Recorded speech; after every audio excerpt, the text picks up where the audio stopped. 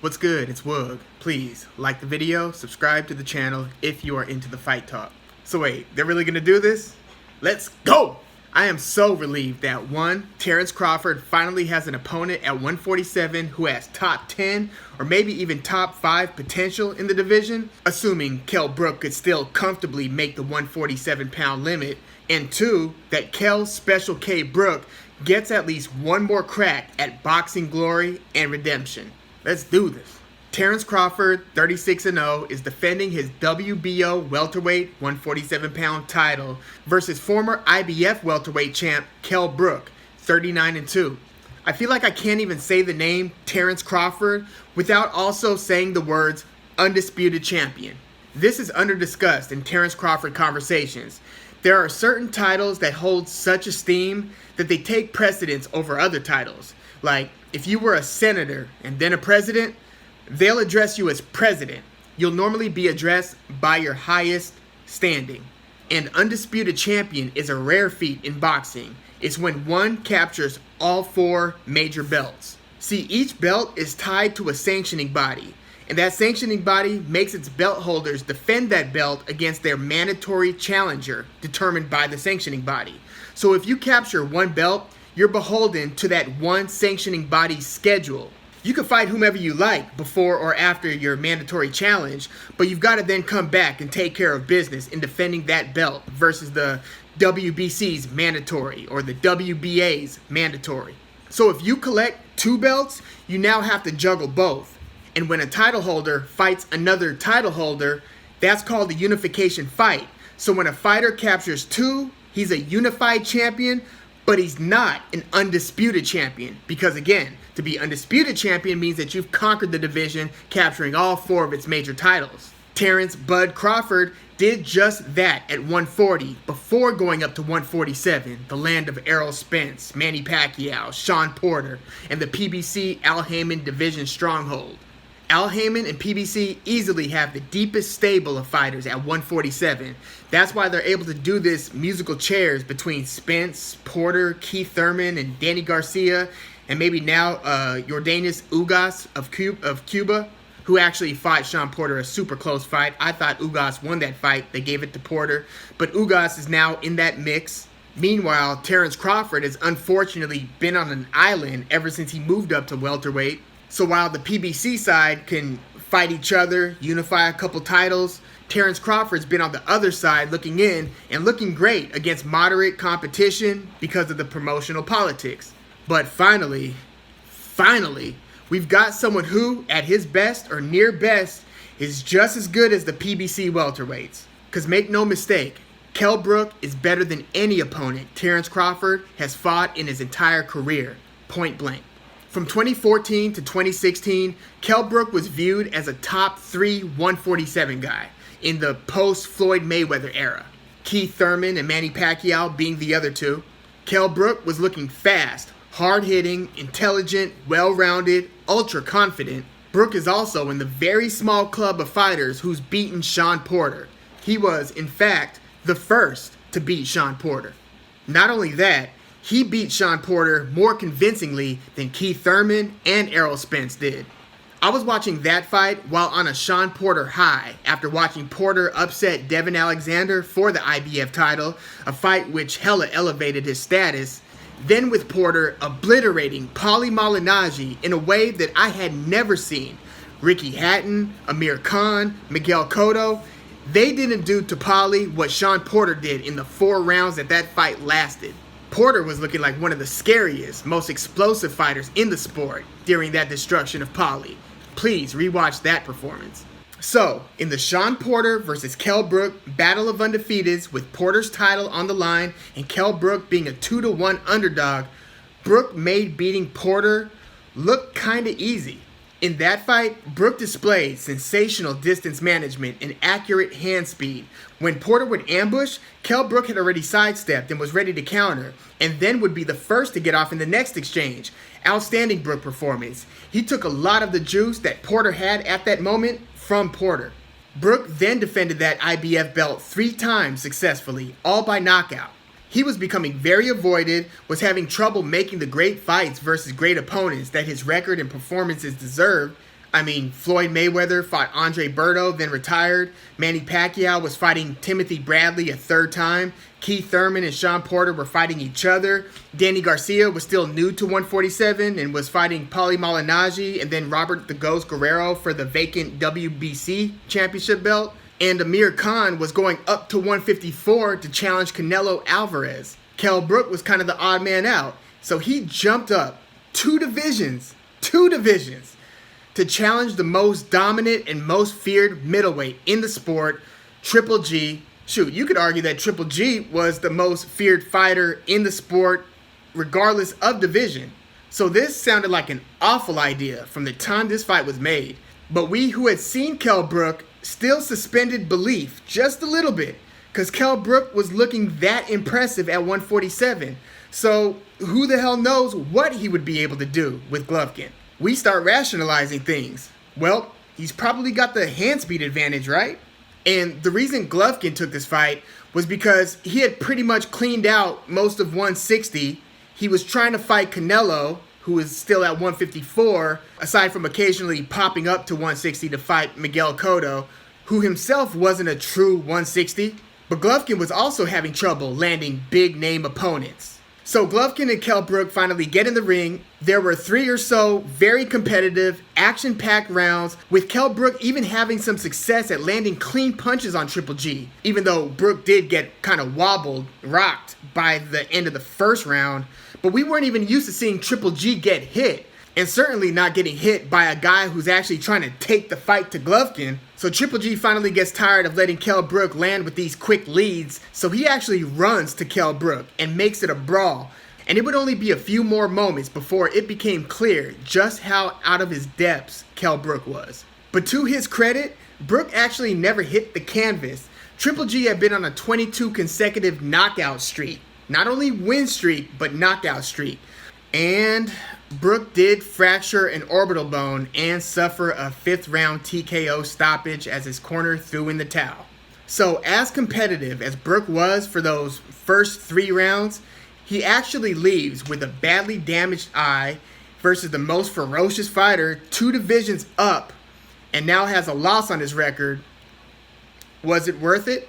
But wait, he still has a title to defend back down at 147. He's still the IBF champ. Well, I've got some more bad news. Your number 1 contender down there is this young up-and-coming hungry stud named Errol Spence Jr. And Kell Brook pencils in the appointment. He has a successful eye surgery, insists that he's healed, and he's back in the ring versus Errol Spence 9 months after that loss to Triple G. He and the young Errol Spence fight one hell of a fight, where many had Brook up on the scorecards through 8 rounds. This was a super competitive, back and forth fight, sensational action. They were both landing, both showing a ton of courage. It was everything you would want in an elite championship fight. Spence comes on late, starts pouring it on. Brook eventually starts taking heavier and heavier fire, slows down a bit, and check this, breaks his other eye socket and gets stopped in the 11th round. So he's now got 2 losses, 2 broken eye sockets, and no IBF championship belt. Till this day, I think that decision to jump multiple divisions and fight one of the greatest middleweights of all time and the pound-for-pound heaviest puncher in the sport at the time was one of the worst career decisions I've seen in recent memory. It's up there with Fernando Vargas fighting Felix Trinidad too soon, or Shane Mosley fighting back-to-back fights with Winky Wright up at 154. But here we are. Kell Brook has had 3 fights since, all up at 154, and this fight versus Crawford would mark his return to welterweight.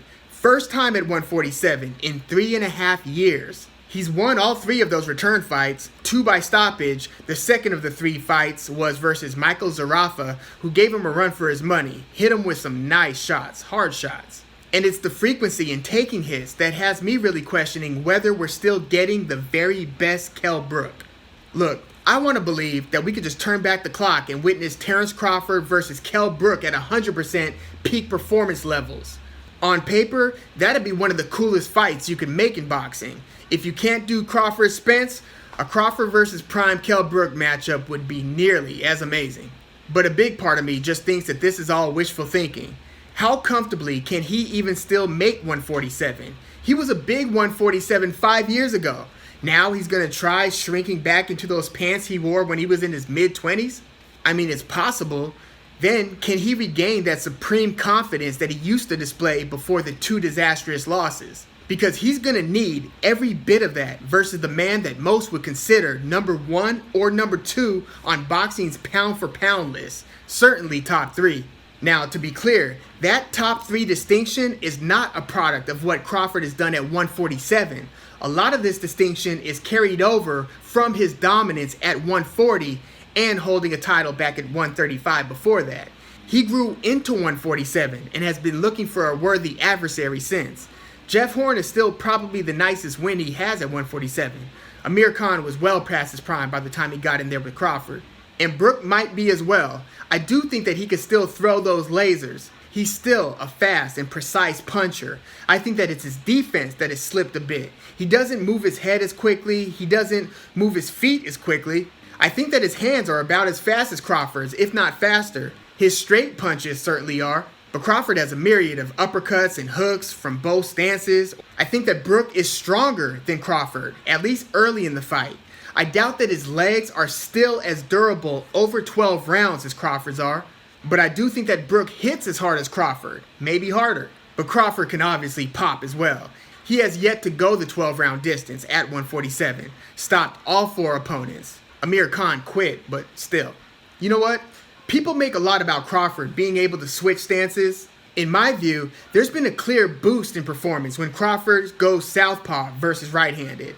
Fight by fight, I had noticed a pattern of Crawford standing in orthodox, feeling the opponent out, measuring distance, then eventually getting hit or having difficulty staking a clear advantage, then switching to southpaw and then running away with the fight. That's been my observation. Tell me if you think he's been equally dominant from both stances, orthodox as well.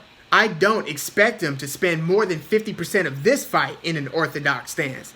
I think that he'll find it tough beating Brook to the punch. That's if Brook is willing to let his hands go. But once Crawford goes left, I think that more opportunities will open up, especially if they get into the middle rounds, where I expect to see a bigger decrease in performance from Brook than I do Crawford. I don't necessarily see Brook running into a ton of counters. He's an intelligent defensive fighter, and I have yet to see him lazily just running into traps. But Crawford does tend to pick his volume up in those middle rounds and begins to throw more heavy shots, whereas I think Brook will have his best moments of the fight in the first 4 to 5 rounds. My prediction is that we'll get Brook at about 70% of his career best, and that it won't be enough down the stretch. He'll take a pretty good beating, but will keep the fight competitive enough to make it the distance and will lose a spirited decision, making him the first at 147 to take Crawford the distance. 4 years ago, this would have been a crushing result for Brook. But I think that this fight will actually be a reminder to many of how talented this guy is, or was. This could be Brook's last stand. If Brook loses but goes the distance and doesn't get punished too badly, then he should be able to get one more solid payday. Maybe that'll be the time to finally make the rivalry match between him and fellow countryman Amir Khan, whom Brook's been wanting to fight for at least a decade now.